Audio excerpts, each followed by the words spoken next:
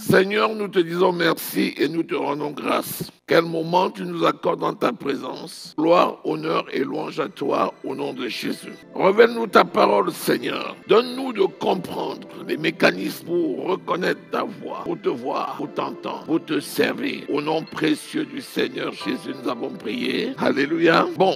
C'est presque un exercice que je veux qu'on fasse. Pendant que nous serons en train de parcourir la parole, on sera dans un exercice spirituel. Et ce serait dommage de passer vraiment à côté de l'appel. Ce serait dommage de ne pas accomplir ce pourquoi on est appelé. Il y a deux principes fondamentaux. Le Seigneur déjà nous a appelés pour faire de nous un royaume de sacrificateurs. Il dit, sans la vision, mon peuple périt. Or, nous avons eu la grâce de devenir le temple du Saint-Esprit. Ça veut dire que si l'Esprit de Dieu habite en nous, de la même façon que le chandelier brille, parce qu'il y a l'huile dans le chandelier, de la même façon, un enfant de Dieu, né de nouveau, qui a le Saint-Esprit, doit voir. Il dit, ta parole est une lampe à mettre, une lumière sur mon sentier. Tout ce qui a rapport avec la parole de Dieu est là pour nous éclairer et pour nous montrer le chemin. Il dit, si quelqu'un plonge le regard dans la loi de la liberté, celui-ci a la liberté. Tout ce qu'on entend et tout ce qu'on va voir détermine la qualité de notre marche. Si quelqu'un entend par la foi,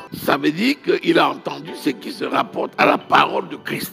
Celui-là va voir selon Dieu. Mais si quelqu'un entend la parole du monde, selon le monde, tu vas voir selon le monde. Donc, il n'y a pas de révélation sans la parole. Plus on est attaché à la parole, plus on mange la parole, plus on devient la parole. Plus on est attaché à la parole de Christ, plus on mange la parole de Christ, plus on devient comme Christ. C'est une relation de cause à effet. Ce qui bloque beaucoup, c'est que les gens veulent interpréter, analyser ce qu'ils entendent pour lui donner une signification. Alors que si c'est la parole de Christ que tu entends, cette parole qui est le réma génère inéluctablement la foi. C'est-à-dire, tu n'as pas besoin d'un mécanisme. La prise là est rattachée au courant. Si elle est allumée, elle brille. Si la lampe est grillée, c'est la mort. Si la lampe n'est pas grillée, si tu mets le contact, ça s'allume. C'est cause à effet. Si on comprend bien ce mécanisme, beaucoup de personnes n'entendent pas le Seigneur parce qu'ils veulent faire des efforts pour entendre. Et beaucoup ne voient pas parce qu'ils veulent faire des efforts pour voir. Alléluia. Mais si on s'abandonne à la parole, on devient la parole. Ça veut dire que ta pensée devient la pensée de Christ. Et la pensée de Christ, c'est le reflet de tes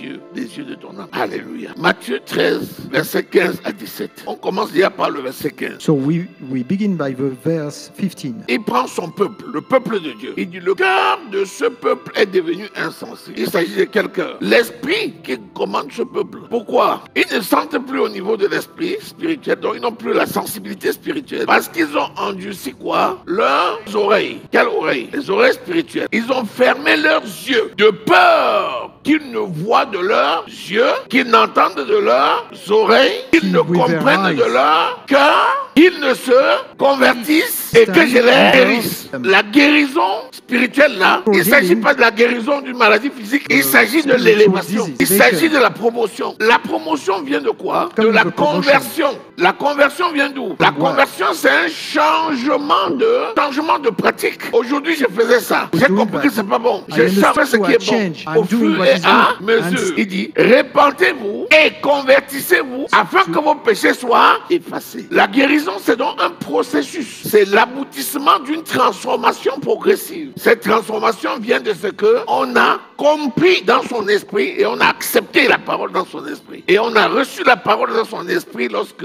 les yeux spirituels sont ouverts et les oreilles spirituelles sont ouvertes. Ainsi, la parole qu'on avait entendue, écrite, la parole écrite, est arrivée par la transformation à la parole révélée. Et comme le cœur est ouvert, cette parole est entrée, on l'a acceptée, on s'est converti et on est guéri. Si c'est une guérison, ça veut dire qu'elle est progressive. C'est Proverbe 4, verset 23. Voilà, c'est comme une lumière, elle est resplendissante et elle gagne en éclat de plus en plus. Donc, tout ce que tes yeux physiques vont voir, ce sont les choses physiques. C'est des choses optiques et basiques. Ce sont des choses moins importantes. Ensuite, l'information va venir. Tu la tamises avec la parole de Dieu. Le Saint-Esprit te donne la révélation. La parole écrite devient la parole vivante. Le cœur est ouvert. Les yeux de ton cœur, les oreilles de ton cœur. Comme c'est ouvert, tu vas recevoir la parole écrite qui va venir et tu vas l'analyser. Elle devient la parole révélée. Elle génère la foi. Comme l'œil de ton âme est aussi ouvert, elle va